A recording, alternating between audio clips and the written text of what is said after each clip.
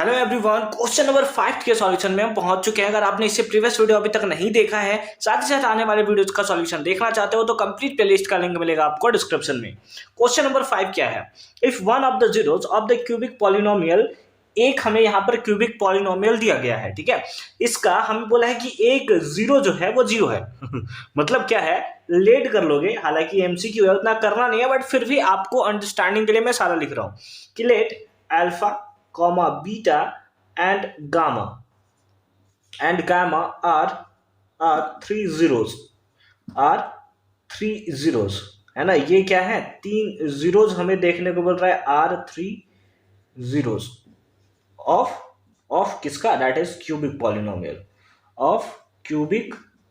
Polynomial यानी कि alpha beta और गामा जो है वो तीन जीरोज है किसका, एक क्यूबिक पॉलिनोमियल जो कि इसका है। आपको पता है कि अगर एक क्वाड्रेटिक पॉलिनोमियल होता है जो इस फॉर्म का लिखा होता है तो इसका फिर दो जीरो होता है जिसको हम लोग अल्फा और बीटा लेते हैं।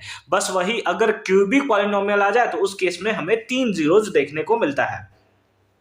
इसमें से कोई भी एक जीरो जो है उसका वैल्यू जीरो के इक्वल है, मतलब अल्फा बीटा या गामा किसी एक का वैल्यू जीरो है। आप जिसको लेना चाहते हो ले सकते हो। आप बोलते हो कि हम गामा इक्वल्स टू जीरो लेंगे, आप ले सकते हो। अगर आप चाहो तो अल्फा इक्वल्स टू जीरो लेना चाहो आप ले सकते हो, कोई दिक्कत नहीं है। आगे चलकर आपको पता चलेगा कि क्यों दिक्कत नहीं है। तो फिलहाल के लिए हम लोग क्या ले रहे हैं, गामा को जीरो ले रहे हैं। उसके साथ साथ आपको पता होगा, क्या पता होगा कि क्यूबिक पॉलिनोमियल में जो होता है सम ऑफ प्रोडक्ट ऑफ जीरोस, है ना, सम ऑफ प्रोडक्ट ऑफ जीरोस जो होता है ये इक्वल होता है एक्चुअल में सी बाई ए के। किसके इक्वल होता है, सी बाई ए के। और इसका फॉर्मूला क्या होता है, इसका फॉर्मूला होता है alpha beta plus beta gamma plus alpha gamma is equal to किसके इक्वल होगा, सी बाई ए के इक्वल होगा।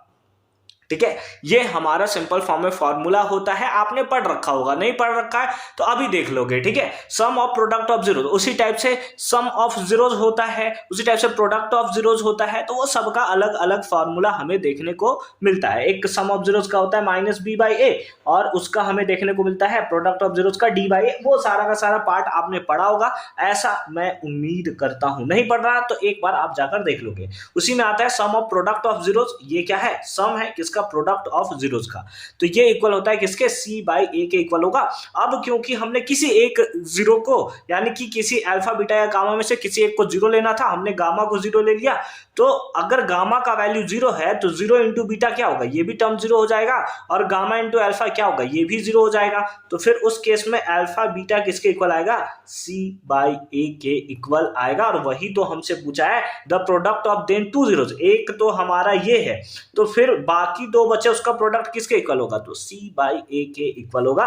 Option number B is the right answer of this question. आप बोलते कि नहीं सर हम अल्फा इक्वल्स टू जीरो लेते, तो अल्फा इक्वल्स टू जीरो लेते तो फिर क्या होता, ये अल्फा इंटू बीटा ये जीरो हो जाता और फिर अल्फा इंटू गामा ये जीरो हो जाता। तो हमारे पास क्या आता, beta gamma equals to again क्या आ जाता, सी बाई ए। हमें तो पूछा था कि एक जीरो है तो दूसरे का प्रोडक्ट कितने के इक्वल होगा, तो सी बाई ए के ही इक्वल होगा। तो वही हमें देखने को मिलेगा। सेम केस बीटा के साथ भी हमें देखने को मिलेगा। आई होप कि ये कॉन्सेप्ट आपके एकदम दिमाग में घुस चुका होगा कि कैसे हमने इसका सॉल्यूशन किया है।